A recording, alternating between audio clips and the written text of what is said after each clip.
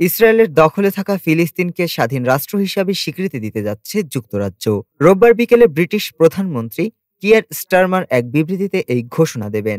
British সংবাদ মাধ্যম BBC জানিয়েছে, জুলাই মাসে স্টারমার বলেছিলেন, যদি ইসরায়েল যুদ্ধবিরতিতে না আসে তবে সেপ্টেম্বরে যুক্তরাজ্য তাদের অবস্থান পরিবর্তন করবে। এবার সেই ঘোষণা বাস্তবায়নের পথে যাচ্ছে দেশটি। এই সিদ্ধান্ত ব্রিটিশ পররাষ্ট্র নীতিতে বড় পরিবর্তন হিসেবে বিবেচিত হচ্ছে।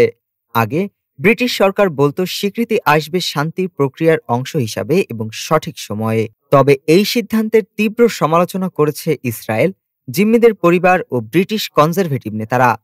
ইসরায়েলি প্রধানমন্ত্রী নেতানিয়াহু বলেন, এটি সন্ত্রাসকে পুরস্কৃত করা। তবে ব্রিটিশ মন্ত্রীরা বলছেন, দীর্ঘমেয়াদী শান্তি চুক্তির আশা টিকিয়ে রাখতেই এই সিদ্ধান্ত নিয়েছেন তারা, যা তাদের নৈতিক দায়িত্ব। ডেস্ক রিপোর্ট, আজ বার্তা।